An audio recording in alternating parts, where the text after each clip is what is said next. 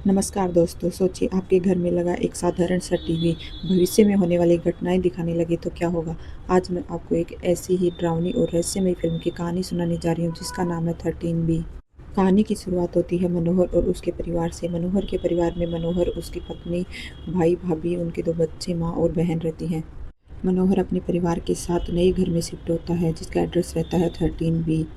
तो दिखाया जाता है कि सुबह जब चाय बना रहे होते हैं तो मनोहर अपनी वाइफ से कहता है कि चाय इतनी अजीब क्यों है, तुमने फिर से मिल्क पाउडर से बनाई है क्या। तो उसकी वाइफ कहती है कि हाँ, आज फिर से दूध फट गया। तो उनकी माँ कहती है कि ये रोज़ रोज़ दूध का फटना अच्छा शगुन नहीं है। इस पर मनोहर और उसका भाई कहता है कि माँ, आप ये शुभ शगुन रहने दें। हमने लोन लेके ये घर लिया है और अगले 20 साल लगेंगे हमें ये लोन उतारने में, इसलिए हमें इसी घर में रहना है। उसके बाद मनोहर का भाई अपने काम पर चला जाता है और मनोहर भी जाने लगता है। तो उसकी माँ उसे पूजा घर में कीले लगवाने के लिए कहती है। उसके बाद मनोहर लिफ्ट में जाता है तो लिफ्ट काम करना बंद कर देती है। तो जैसे लिफ्ट से बाहर निकलता है तो उसे एक अंधा आदमी मिलता है और उसके साथ एक कुत्ता रहता है। बातों से पता चलता है मनोहर को कि ये उनका पड़ोसी है। तो मनोहर उसे फ्राइडे को लंच पे इनवाइट करता है। उसके बाद मनोहर सीढ़ियों से जाने लगता है तो वो आदमी कहता है कि तुम 13 फ्लोर तक सीढ़ियों से जाओगे, लिफ्ट से चले जाओ। तो मनोहर उसे बताता है कि लिफ्ट काम नहीं कर रही है। ऐसा बोलकर मनोहर सीढ़ियों से चला जाता है और मनोहर के जाते ही लिफ्ट काम करना शुरू कर देती है। उसके बाद मनोहर नीचे कर वॉचमैन से कहता है कि लिफ्ट ठीक से काम नहीं कर रही है, इसे ठीक करवाना, और उसे कुछ पैसे देकर कहता है कि पूजा घर में कीले लगवा देना। उसके बाद मनोहर अपने काम पे चला जाता है जहाँ पे उसके दोस्त उससे उसके नए घर के बारे में पूछते हैं और उसका नया फ़ोन देखने लगते हैं। तो वो उसे कहते हैं कि यार, तुमने ये जो फ़ोन जहाँ से लिया है वहीं पे वापस कर दो। तो मनोहर कहता है कि क्यों, क्या हुआ, कि ये ठीक नहीं है, इसका कैमरा ठीक नहीं है। तो मनोहर देखता है कि उसके भतीजे ने जो सुबह फ़ोटो ली थी उसमें फेस सही नहीं आया हुआ है। तो वो उसी टाइम अपने दोस्त की फ़ोटो लेता है और खुद की फ़ोटो लेता है। वो फ़ोटो एकदम सही आती है। तो वो कहता है कि अरे नहीं, फ़ोन तो एकदम सही है, ये तो मेरे भतीजे ने ली थी, और बच्चे तो पता ही है कैसे हिला देते हैं फ़ोन को, इसलिए ऐसी आई है। उसके बाद दिखाया जाता है कि मनोहर के घर की जो लेडीज़ थी उन्हें सीरियल देखने का बहुत शौक था और वो टीवी देख रही होती हैं तो 1 बजते ही एक नया सीरियल शुरू हो जाता है, सब खैरियत नाम से। वो चैनल चेंज करने लगते हैं तो चैनल भी चेंज नहीं होता, तो वो वही सीरियल देखने लग जाती हैं। उसमें दिखाया जाता है कि एक मोहन नाम का आदमी अपने पूरे परिवार के साथ नए घर में शिफ्ट होता है और उसका परिवार बिल्कुल मनोहर के परिवार के जैसा था। उसके बाद मनोहर शाम को काम से घर आता है तो वो देखता है कि लिफ्ट फिर से काम नहीं कर रही। तो वो 13 फ्लोर तक चढ़कर जाता है और काफ़ी थक जाता है। घर जाने के बाद उसे पता लगता है कि पूजा घर में कील भी नहीं लगी है। तो पूछता है कि कील लगवाने वाला आया नहीं था क्या, वो वॉचमैन को कह के गया था। तो उसकी माँ कहती है कि आया था और उसने बहुत कोशिश की कील लगाने की, लेकिन दीवार में कील जा ही नहीं रही थी। तो मनोहर कहता है कि तुम हथौड़ा लेके आओ, मैं लगाता हूँ कील। फिर मनोहर खूब कोशिश करता है दीवार में कील लगाने की, लेकिन कील दीवार में अंदर जा ही नहीं रही होती है। तो मनोहर ज़ोर-ज़ोर से मारता है तो मनोहर के हाथ में चोट लग जाती है और खून गिरने लगता है और उस खून से फर्श पर 13 भी लिखा जाता है। उसके बाद मनोहर और उसका भाई टीवी पे न्यूज़ देख रहे होते हैं तो टीवी पे डॉक्टर शिंदे आ रहे होते हैं। वो उनकी माँ के दोस्त और उनके फैमिली डॉक्टर होते हैं तो वो अपनी माँ को भी बुला लेते हैं और वो तीनों न्यूज़ देखते हैं। तो उनसे रिपोर्टर पूछती है कि क्या आप अंधविश्वास और भूत-प्रेत में विश्वास रखते हैं? तो डॉक्टर शिंदे कहते हैं कि हाँ, अगर भगवान है तो उसकी अपोज़िट शक्ति भी है। उसके बाद मनोहर दूसरे दिन अपने काम पे चला जाता है और वहाँ से एक ड्रिलर को पूजा घर में कील लगवाने के लिए भेजता है, लेकिन वो ड्रिलर करंट लगने से बेहोश हो जाता है। उसके बाद सीरियल में दिखाया जाता है कि मोहन को उसका भाई बताता है कि उसका प्रमोशन हो गया है और सैलरी भी 10,000 रुपये बढ़ गई है। जो लोन हम 20 साल में चुकाने वाले थे वो अब हम 16 साल में ही चुका देंगे। और ये सेम बात मनोहर को भी उसका भाई बताता है, उसका भी प्रमोशन हो गया है। उसके बाद शाम को मनोहर नहा रहा होता है तो वो बाथरूम की लाइट बंद कर देता है और गेट बंद कर देता है, लेकिन थोड़ी देर में लाइट अपने आप चालू हो जाती है और गेट खुल जाता है। तो मनोहर याद करता है कि उसने तो लाइट बंद की थी और गेट भी बंद किया था। तो वो वापस लाइट बंद करने के लिए जाता है तो वो जैसे ही लाइट को बंद चालू करता है तो लाइट टूट जाती है और मनोहर के माथे में आके कांच का टुकड़ा लग जाता है। उसके बाद अगले दिन हम देखते हैं कि मनोहर की बहन कॉलेज जा रही होती है क्योंकि उसका रिजल्ट आने वाला था और घर के बाकी मेंबर एक शादी में जा रहे होते हैं। सबके जाने के बाद मनोहर घर पे अकेला रहता है। तभी घर पे वह अंधा आदमी आता है जिसे मनोहर ने लंच के लिए इनवाइट किया था, लेकिन मनोहर ये बात भूल जाता है। तो वह उनसे माफ़ी मांगता है और कहता है कि वह ये बात भूल गया और घर के सभी सदस्य शादी में गए हुए हैं। अगर आप बियर पीते हैं तो आप मुझे जॉइन कर सकते हैं। तो वह आदमी कहता है हाँ क्यों नहीं। तो वह आदमी अंदर आने लगता है, लेकिन उसका जो साथ में कुत्ता रहता है वो अंदर नहीं आता। वह आदमी बहुत कोशिश करता है उसे अंदर ले जाने की घर के अंदर, लेकिन वह बहुत डर जाता है और वह वहाँ से भाग जाता है। उसके बाद मनोहर ये सब देखता है तो मनोहर काफ़ी डर जाता है। उससे ये शक हो जाता है कि उसके घर में कुछ ना कुछ गड़बड़ है। मनोहर अपने घर के दरवाजे पे खड़ा रहता है। तो मनोहर घर के अंदर पैर रख के अपने फ़ोन से फ़ोटो लेता है, तो वह फ़ोटो सही नहीं आती है। उसके बाद वह घर के बाहर जाके फ़ोटो लेता है तो वह बिल्कुल ठीक आती है। इससे मनोहर को पक्का यकीन हो जाता है कि उसके घर में कुछ तो सही नहीं है। मनोहर इन सब से परेशान होकर टीवी के सामने बैठा रहता है। तभी टीवी अपने आप चल जाता है और उसमें वही सीरियल सब खैरियत स्टार्ट हो जाता है। उस समय दोपहर के 1 बजे हुए थे और मनोहर टीवी बंद करना चाहता है तो टीवी बंद नहीं होता है। तो उसमें दिखाया जाता है कि अब तक के एपिसोड में क्या-क्या हुआ था, और जो कुछ उसमें दिखाते हैं वो सब मनोहर के साथ भी हो रहा था। जैसे फैमिली का नए घर में शिफ्ट होना, दूध का फटना, भाई का प्रमोशन और बहन का रिजल्ट आना, ये सब सीरियल में हो रहा था और उसके साथ भी ऐसा ही सेम हुआ था। उसके बाद सीरियल में एपिसोड शुरू हो जाता है जिसमें दिखाया जाता है कि वहाँ पे मोहन की बहन रिजल्ट देखने के लिए कॉलेज में जाती है और वह अच्छे परसेंटेज से पास हो जाती है। इधर उसी वक्त मनोहर की बहन भी घर आती है और वो बताती है कि वो बहुत अच्छे परसेंटेज से पास हो गई है, और वो जो परसेंटेज बताती है वह उतनी रहती है जो टीवी वाली लड़की की थी। उसके बाद टीवी में सीन आता है कि छोटे भाई की बीवी उसके पास आती है और उसे बताती है कि वो प्रेग्नेंट है। मनोहर बहुत कंफ्यूज हो जाता है, उसे समझ नहीं आ रहा होता है कि जो कुछ भी टीवी में हो रहा है वो उसकी फैमिली के साथ कैसे हो सकता है। अगर ऐसा सही है तो यानी प्रिया भी प्रेग्नेंट है। इस बात में कितनी सच्चाई है ये जानने के लिए वह प्रिया को रेगुलर चेकअप कराने के लिए कहता है, और जब रिजल्ट आता है तो पता चलता है कि प्रिया प्रेग्नेंट है। बाप बनने की खुशी में मनोहर उस सीरियल के बारे में भूल जाता है और मिठाई और बुके लेकर घर जाता है। रास्ते में उसे वही अंधा आदमी मिल जाता है तो वो उसी के साथ लिफ्ट में जाने का सोचता है। उसे यकीन था कि लिफ्ट नहीं चलेगी, लेकिन वो आदमी साथ रहता है तो लिफ्ट चल जाती है। तो मनोहर सोचता है कि ये शायद उसी के लिए नहीं चलती। घर में सब बहुत खुश रहते हैं और प्रिया की देखभाल में लगे हुए होते हैं। उसके बाद दिखाया जाता है कि घर की सभी औरतें वह सीरियल देख रही होती हैं, तो उसमें दिखाते हैं कि जो छोटे भाई की बीवी प्रेग्नेंट थी वो सीढ़ियों से गिर जाती है और उसके पेट में चोट आती है जिससे वो का अबॉर्शन हो जाता है। मनोहर भी चुप कर ये सीरियल देख रहा होता है और जब वह यह सीन देखता है तो वह काफ़ी घबरा जाता है। वह सोचने लगता है कि कहीं ऐसे प्रिया के साथ ना हो जाए। वह ये सब सोच ही रहा होता है कि तभी प्रिया की चीखने की आवाज़ आती है। तो वह किचन में दौड़ के जाता है तो देखता है कि प्रिया वहाँ बेहोश पड़ी थी। वह कुकर फटने की वजह से उसकी चपेट में आ गई थी। मनोहर प्रिया को गोद में उठाकर हॉस्पिटल लेके जा रहा होता है। तभी टीवी में दिखाते हैं कि छोटे भाई की पत्नी भी हॉस्पिटल में एडमिट है और वह डॉक्टर से पूछ रहा है कि क्या उसकी बीवी बच पाएगी या नहीं। तो मनोहर सोचता है कि शायद टीवी से पता चल जाए कि आगे क्या होगा, लेकिन टू बी कंटिन्यूड लिखा हुआ आ जाता है। पूरा एक दिन बीत जाता है लेकिन प्रिया की हालत में कोई सुधार नहीं आता है। किसी को कुछ समझ नहीं आ रहा होता है कि प्रिया को क्या हो गया है। फिर मनोहर के दिमाग में वह सीरियल आता है और वह सोचता है कि शायद सीरियल से ही पता लगेगा कि प्रिया के साथ आगे क्या होने वाला है। मनोहर कैसे भी दौड़ते भागते सीरियल आने के टाइम पे घर पे पहुंच जाता है और वहाँ सीरियल स्टार्ट हो जाता है। तो सीरियल में दिखाते हैं कि उनका बच्चा नहीं रहा लेकिन उसकी बीवी बच जाती है। मनोहर को बहुत दुख होता है लेकिन उसे इस बात की खुशी थी कि प्रिया बच गई है।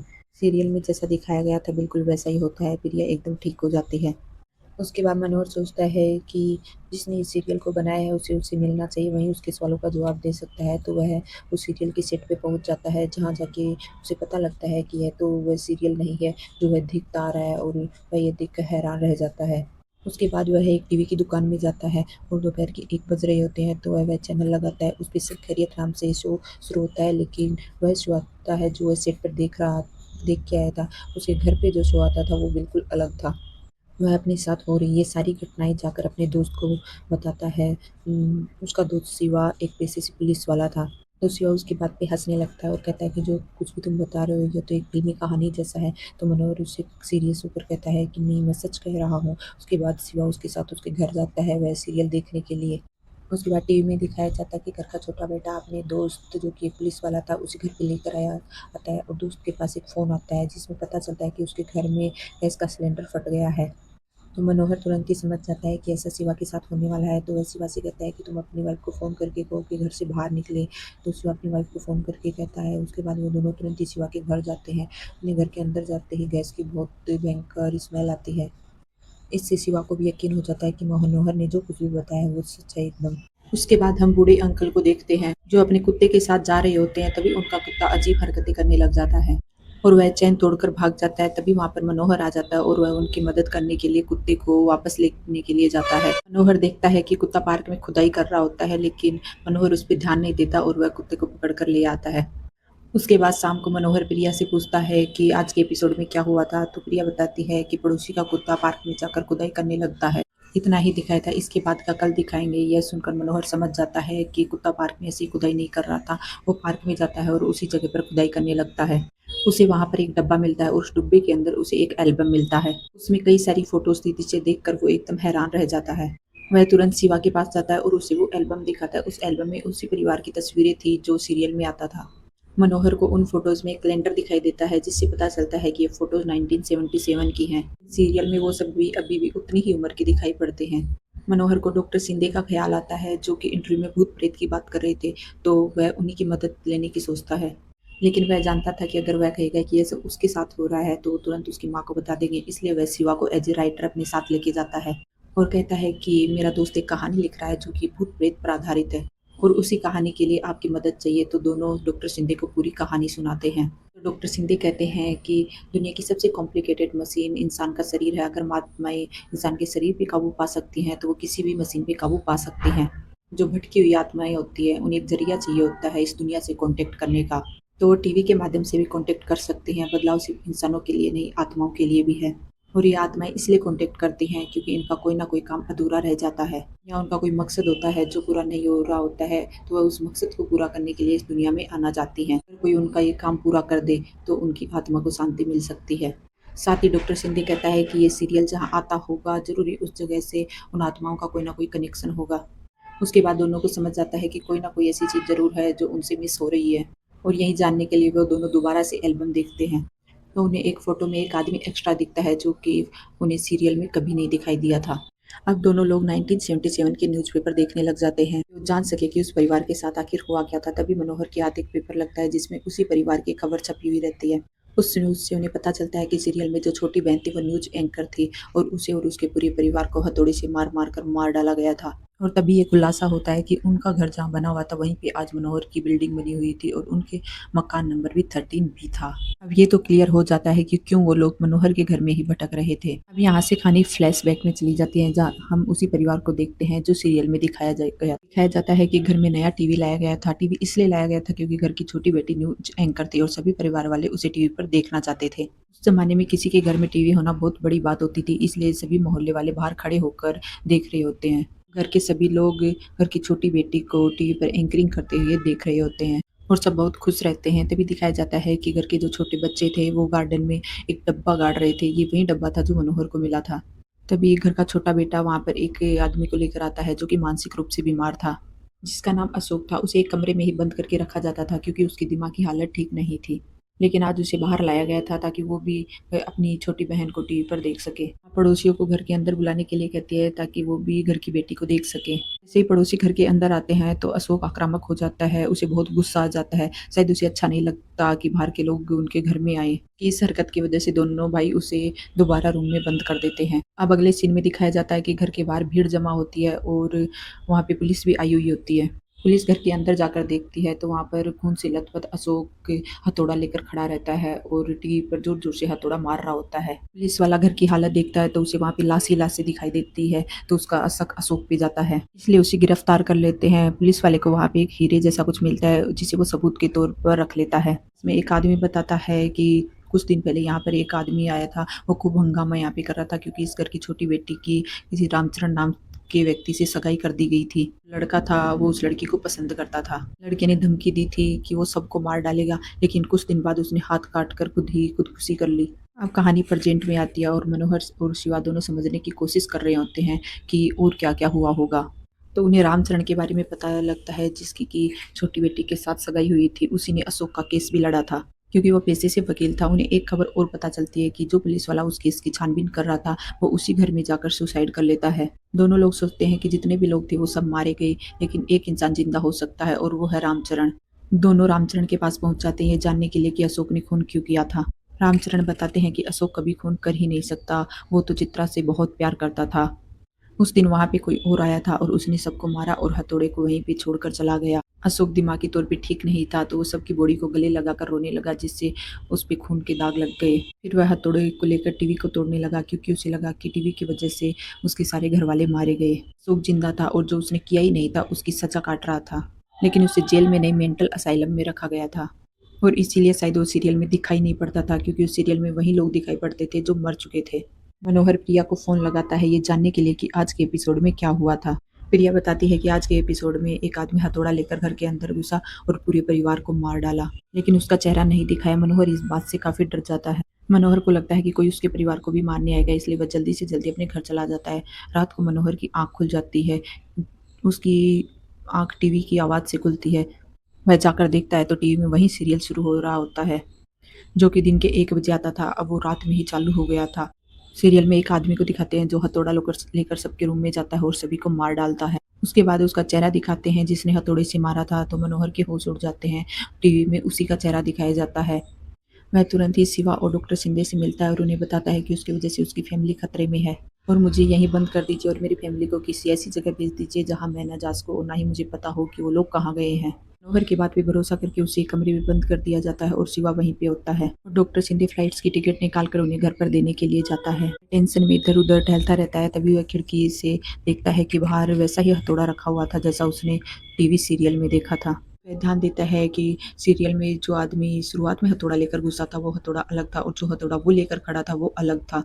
इस बात से उसे काफी कुछ समझ में आ जाता है और वह शिवा से दरवाजा खोलने के लिए कहता है। मनोहर ने ही कहा था कि चाहे कुछ भी हो जाए दरवाजा मत खोलना, तो इसी बात को मानते हुए शिवा दरवाजा नहीं खोल रहा होता है। उधर डॉक्टर सिंधे उनके घर पहुंच जाते हैं। उसे प्रिया मिलती है। वह प्रिया को टिकट पकड़ा कर कहते हैं कि तुम सबको कल सुबह यहाँ से निकलना है, क्योंकि मनोहर ने ऐसा कहा है। प्रिया को कुछ समझ नहीं आ रहा होता है कि ये सब क्या हो रहा है। वह डॉक्टर शिंदे को अंदर बुलाती है और पानी लेने के लिए चली जाती है। तभी वहाँ पर टीवी अपने आप चालू हो जाता है और वो लड़की दिखती है जो न्यूज एंकरिंग करती थी। वो बताती है कि 30 साल पहले उसके और उसके पूरे परिवार को हथौड़े से मार डाला गया। उसी के जुर्म में उसका एक परिवार का सदस्य जेल में है, क्योंकि एक मानसिक रोगी है। उसके बाद लड़की एकदम से गुस्से से कहती है कि वो हत्याएं मेरे भाई ने नहीं बल्कि तुमने की हैं। हमारे भाई को अपनी जिंदगी की कीमत नहीं पता थी, इसलिए उसने जान दे दी, वो भी इसलिए कि एक लड़की ने शादी करने के लिए मना कर दिया था। अब यहाँ पे सारा राज खुलता है कि जो परिवार टीवी सीरियल में दिखाई देता था उसे डॉक्टर शिंदे ने ही मारा था, क्योंकि उसका जो छोटा भाई था वो उस परिवार की लड़की से प्यार करता था। लड़की की शादी हो रही थी और वो इस बात को सह नहीं पाया और उसने जान दे दी। मौत के समय उसने एक सुसाइड नोट छोड़ा था जिसमें लिखा था कि जो भी उसकी मौत के जिम्मेदार हैं उन्हें किसी को भी जीने का हक नहीं है। इसीलिए डॉक्टर शिंदे ने अपने भाई की मौत का बदला लेने के लिए पूरे परिवार को मार डाला। और जो पुलिस वाला तहकीकात कर रहा था उसे भी डॉक्टर शिंदे ने ही मारा था, क्योंकि उसे डॉक्टर शिंदे पे शक हो गया था। कि कहती है कि अगर वो चाहते तो तुम्हें पहले ही मार डालते, लेकिन हम चाहते थे कि हम तुम्हें वहीं मारे जहाँ पे तुमने हम सबको मारा था। ये सारा राज खुलने पर डॉक्टर शिंदे फिर से अपने उसी रूप में आ जाता है। गुस्से में टीवी को तोड़ देते हैं। तोड़ फोड़ की आवाज सुनकर परिवार के सारे सदस्य बाहर आ जाते हैं। डॉक्टर शिंदे को उनमें वही पूरा परिवार दिखाई देने लग जाता है और वह पूरी तरह पागल हो जाता है, तो वह हथौड़ा लेकर उस परिवार पर हमला करने लगता है। डॉक्टर शिंदे मनोज को पकड़ लेते हैं और जैसे उसे हथौड़े से मारने वाले होते हैं तभी वहाँ पर मनोहर आ जाता है। हाथ में वही हथौड़ा होता है जो उसने वहाँ पे देखा था और उसी हथौड़े से डॉक्टर शिंदे को मार डालता है। वहाँ पे सेम वैसा ही सीन दिखाया जाता है जैसा सीरियल में दिखाया गया था। मनोहर ने अपनी फैमिली को नहीं बल्कि उसे मारा था जो उसकी फैमिली को मारना चाहता था। ये सब बातें उसे समझ में आ गई थी, तभी वह शिवा को कैसे भी मनाकर दरवाजा खुलाकर घर आ गया था। अब कहानी कुछ दिन आगे दिखाते हैं, जिसमें दिखाते हैं कि पूरा परिवार हंसी खुशी रह रहा है और मनोहर की फोटो भी सही आ रही थी, यानी उस परिवार के खूनी के बनने के बाद उस परिवार की आत्मा को शांति मिल चुकी थी। मनोहर अशोक को अपने ही घर में ले आया था और उसका ख्याल रखने लग गया था। ये बात दिखाते हैं कि मनोहर अपने काम के लिए निकल रहा होता है और लिफ्ट भी बहुत आराम से काम कर रही होती है। उसके बाद उनके पास डॉक्टर शिंदे का फोन आने लगता है, जो कि मर गए थे। ये देखकर वो थोड़ा घबरा जाता है। कॉल उठाने पे डॉक्टर शिंदे की आवाज आती है। वह कहता है कि अगर हम इस जन्म में मर जाएं और हमारी आत्मा को दूसरी दुनिया से संपर्क करना हो तो हम टीवी नहीं मोबाइल फोन्स का इस्तेमाल करेंगे। और बाकी सब खैरियत। इतना कहने के बाद फोन कट हो जाता है और मूवी यहीं पे खत्म हो जाती है।